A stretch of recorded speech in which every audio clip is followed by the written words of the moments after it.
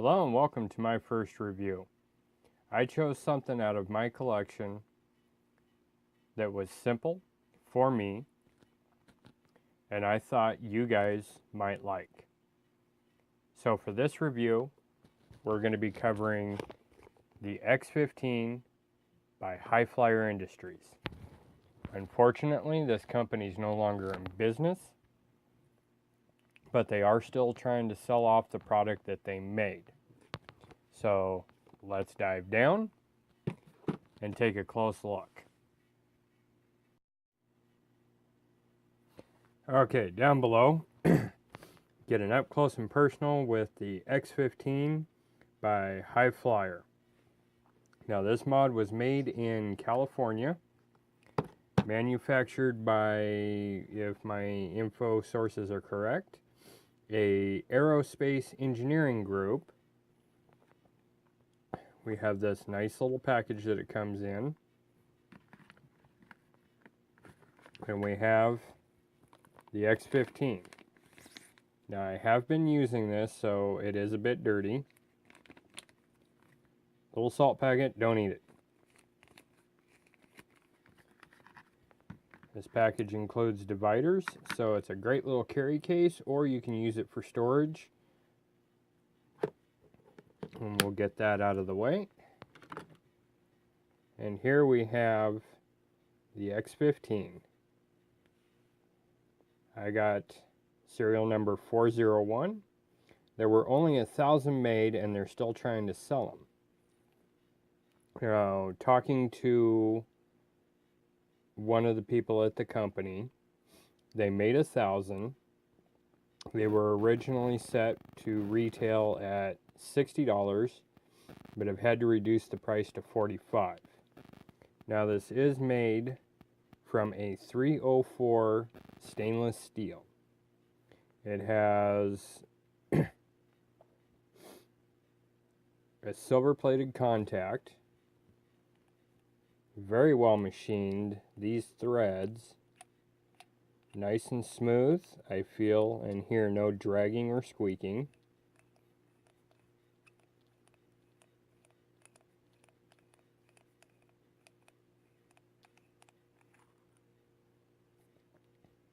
Got a nice beefy insulator on there. Down inside you have a heavy duty spring which allows you to set this tube fully together down without firing, since this is an external fire switch. Here you can see the silver plating. Nice, heavy and smooth spring in motion. See if we can't get a good look at these threads. There we go. You can see a little bit of carbon from my use. Like I said, I've been using it and haven't cleaned it yet. And here we have, sorry that's bright, made in Los Angeles, California, High Flyer X15.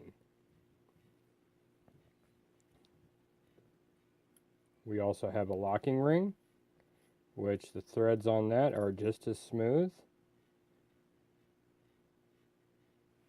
And your vent ports at the bottom. There's 3 there.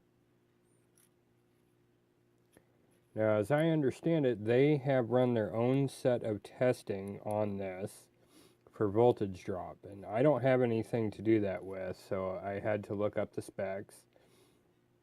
They were testing these at 0.06 to 0.07 for voltage drop, which is really, really good. Okay, we'll take a look. This is a hybrid, so anything you get to put on here, you will need to make sure that your center pin sticks out enough to run as safely as possible. Really nice and smooth. The machine work is really nice on this. Very smooth, very clean.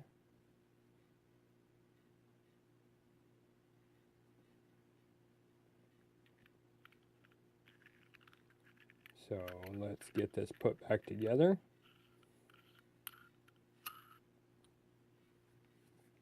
And we'll take you up top and we'll have a little talk about it. Yep, before we do that, I do feel the need to mention battery safety. Anytime you're using batteries, always make sure that the wraps are in good shape. They're not torn anywhere before you try to use them in a Mac or any device for that matter. But positive end up, slide it in,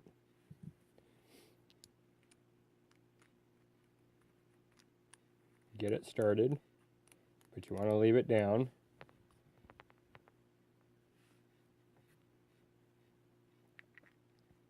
Use your hybrid safe tip. Get that secured into place nice and tight. And then with this one, you just screw the fire button in until you get resistance.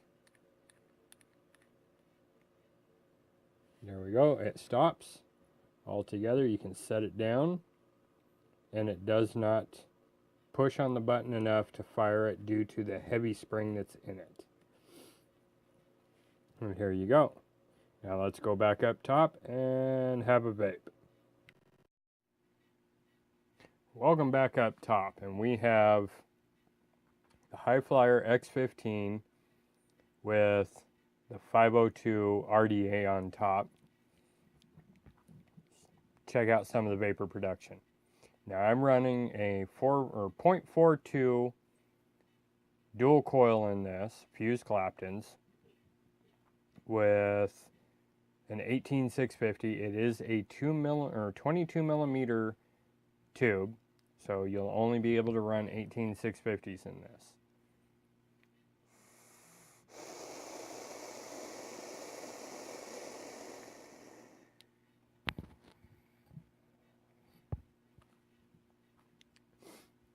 I like the vapor production. This thing, get this thing running good, and it hits good. Now, being new to vaping, being really new to Max, I have not attempted to do really low builds. This is the smallest build I've done so far. So, if you get this kind of thing and you yourself are new, remember your battery safety. Build to your battery and be safe. Now, as I mentioned before, we'll show this. The locking ring goes down, prevents you from firing. Put it up. And that's actually quite a short throw for me. But again, I'm not wholly experienced, and that might be a long throw for some.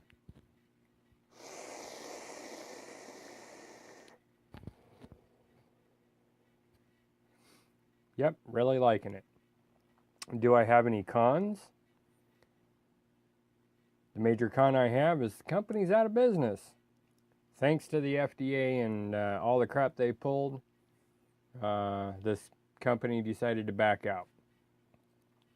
Personally, I think they developed a wonderful product here. The machining on this, the quality of the materials is really top notch. Had they been able to step up and stick with it, these could have easily have sold, in my personal opinion, for at least 90 bucks a piece. Very nice, only 1,000 made. They've got a few hundred left, and I am going to try and post a link down below to their page if you're interested in picking one of these up. If you like stainless steel and you're fine with running 18 650s for 45 bucks, this is really nice. And again, they're running low, so get on it. Until next time, vape safe and vape your way.